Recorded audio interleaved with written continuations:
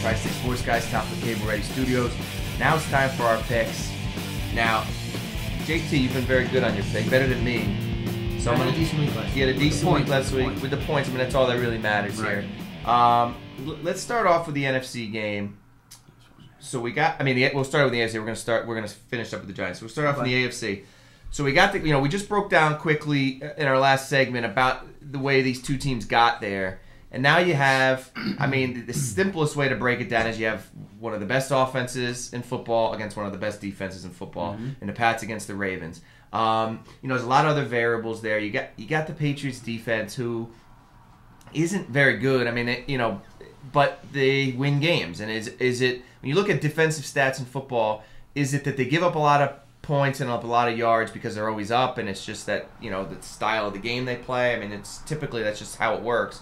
Or are they really not that good? I'm under the impression they're just really not that good. I mean, there's not a lot of guys. They got Mayo, they got Chung, they got Wilfork. Wilfork, sorry, their best player. Yeah, they got Wilfork is probably their best player, right? But are they good in the secondary? Probably not. Are they good at linebacker outside of Mayo? Not really. Young too. They're young, and they've missed on a lot of these picks. And the Pats always go down as this team that's this very smart franchise. They've had a ton of early picks in the last few years, and not a lot of these guys have panned out, other than the tight ends left from last year. Yeah. So you look at that on the Patriots side, and you look at the Ravens, and you see the stuff that came out.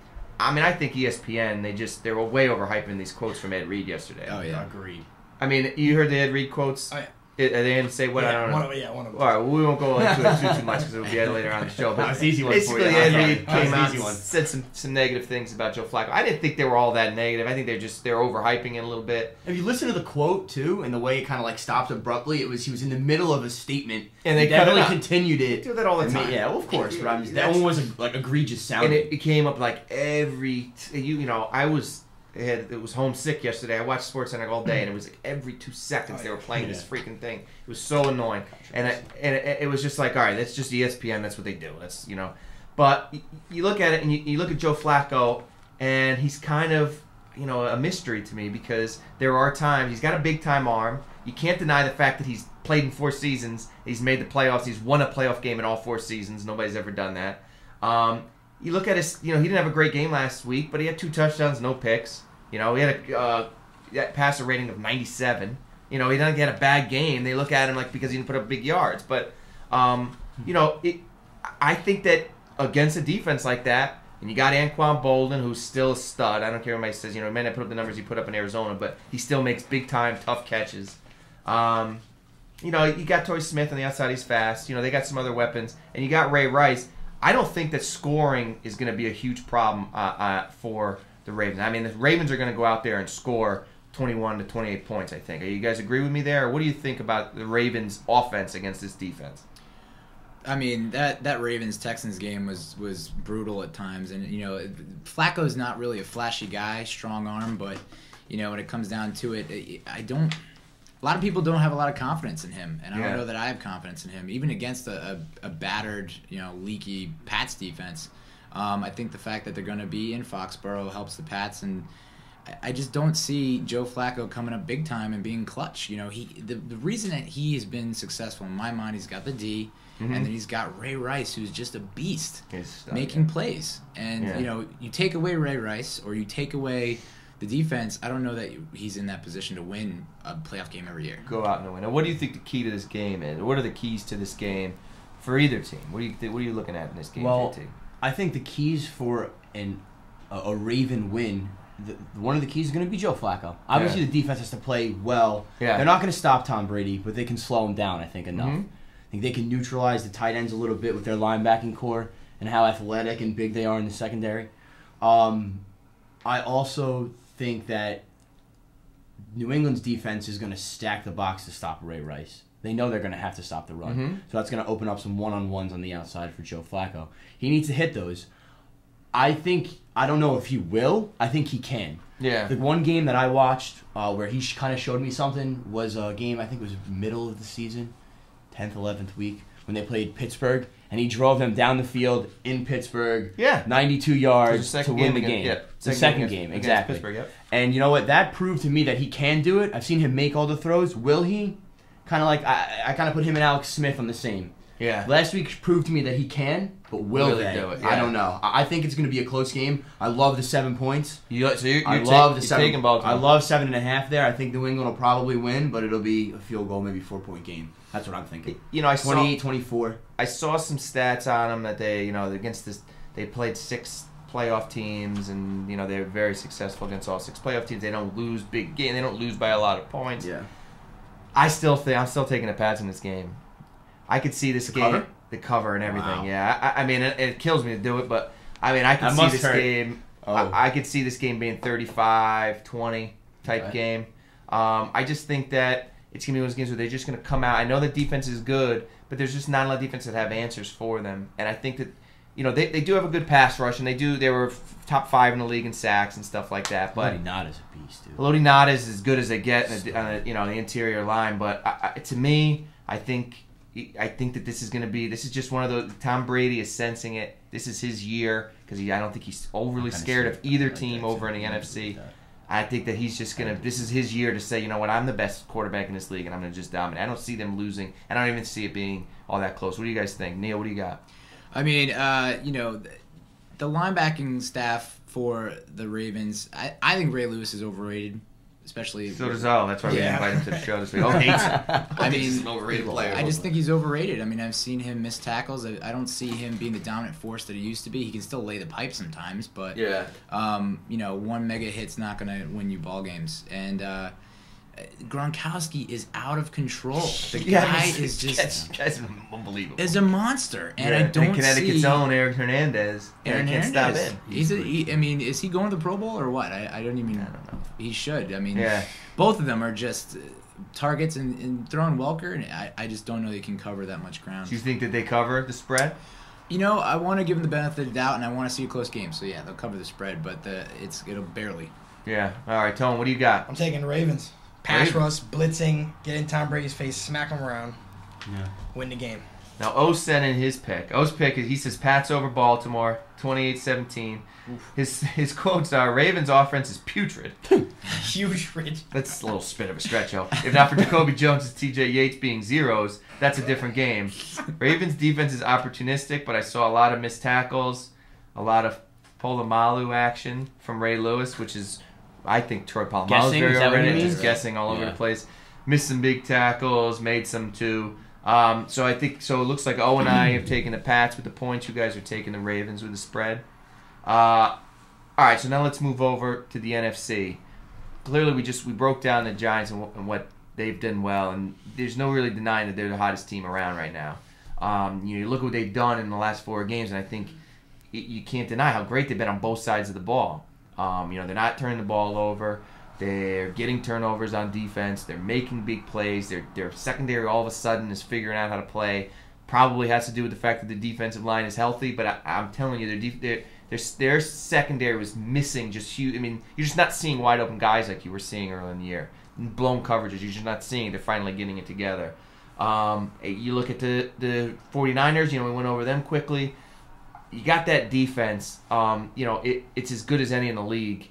They're super fast. They hit that hit that Tony you put up. That dude put on Pierre Thomas. Yeah. Where he just went lights out. That was the game. I mean, that was set the tone in that game. We're watching that game, and I'm saying this is boom, boom, boom. They go right down the field. They're down on the 3-yard line, whatever it is. And he just knocked the guy on the goal. And they all pig piled on him. Yeah. That was their safety. I forget what the guy's name. Oh, was it safety? He just... Former Buffalo Bill. Your boy. I'll think of it in a second. And this dude just laid him out. But you look at that's just the type of team they play. And then they got, they obviously got Gore, who's a stud. And against the Giants defense, who hasn't been great against the run, although they've been playing better lately during this little run. They were pretty bad against the run throughout the season. I think that the spread, to me, it's another one of those things where most experts I'm seeing are picking the Giants to win. But then why does Vegas have the spread at 1.5? And I know they talk about, you get the 3 points on the road, at home and all that. But bottom line is Vegas doesn't want to lose. So why are they still getting it? It opened up at 2.5. It's come back down to 1.5. Vegas sees that this game is, if it's a pick'em game, Vegas is taking the Niners. So... JT, I'm going to go to you. I mean, what do you see? What are the keys to this game for both teams? I think the keys to this game are the upfront play. Yeah.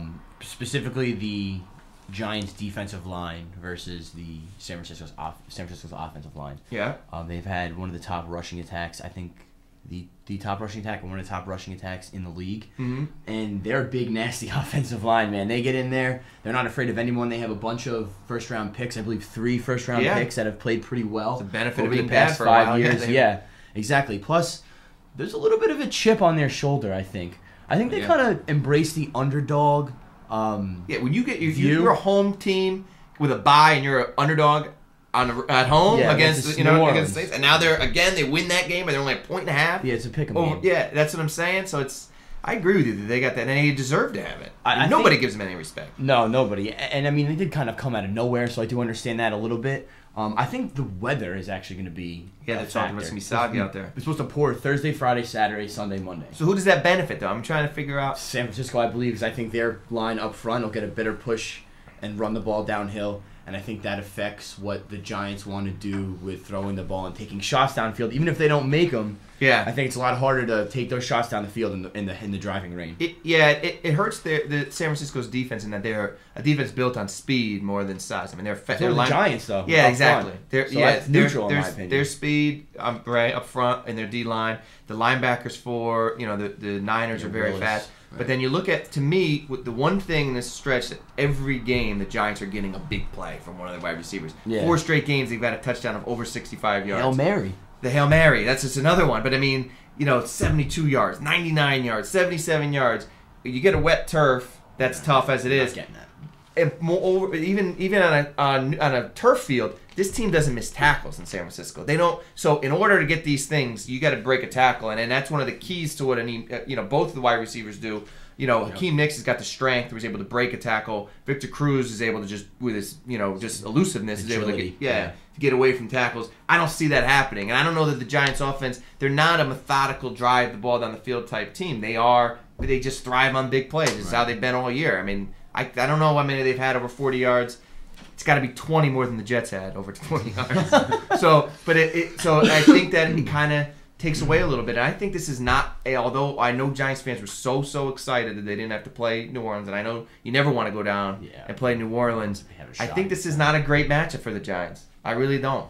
I'm taking San Francisco. I think it's going to be like a 27-20 game. San Francisco. Neil, what are your thoughts on the game? What are you thinking? Well, you didn't have Bradshaw playing the first time around. I think that was huge. Yeah. Like I said before, when the Giants have both Bradshaw and Jacobs in the game, they win games because they have that balance. They have the bruiser and they have the quick darting back. You also have but you also, on the other hand, have Justin Smith, who is just out of his mind. I never want to meet that guy. Yeah. I don't want to meet him anywhere. He's scary. Harbaugh says he's the toughest person he's ever met in his life. Coming from him, that's saying something. He's pretty tough. He's the toughest guy I've ever met in my life, Justin Smith. But, you look at it, the Giants have been here before. They've been in this situation. 49ers haven't been in the playoffs since 2002, so they have a little bit of that inexperience. And, what it comes down to is the Giants were able to force turnovers. If they can do that again... Oh, they force turnovers, the Niners have no shot. Because one of the things they strive on is... Smith hasn't thrown a pick since Thanksgiving. Yeah. So I agree with you there. If they can get some turnovers, and it's a great shape. So you're taking the Giants. Oh yeah. Oh yeah. Give us a score, Neil. What do you got for a score? I think it's going to be. I'll say 24-23. Oh, all right. Giants. Oh, nice. Okay. All right, good game. JT, what do you got for a score? What do you got? I like San Francisco. 24-20. 24-20. Pretty close. It's going to be a good game. This is a coin flip game. It's going to be a good game. Tony? San Fran, 24-17. 24-17. Yep. O's pick. G-Men over the Niners, 28-17. Same score. He didn't put much thought into the same score. Alex Smith versus that rush. Only thing they need to worry about is Vernon Davis because the Giants linebackers are slow and awful. San Francisco's wide receivers, as Mike said, aren't great, so D-backs aren't in as big a danger. So he's got G-Men, or he thinks G-Men are going to win pretty handily, double digits. It'll be a good game. I think both games this weekend are going to be better than... they're both going to be good. I know a lot of people are really focused on this game, but I do think the game in the NFC is going to be good, entertaining, but I do think they're going to wind up pulling away. I think the Pats are going to win. Or when we come back, we're going to get into some Say What? Say what? Sports guys will be right back.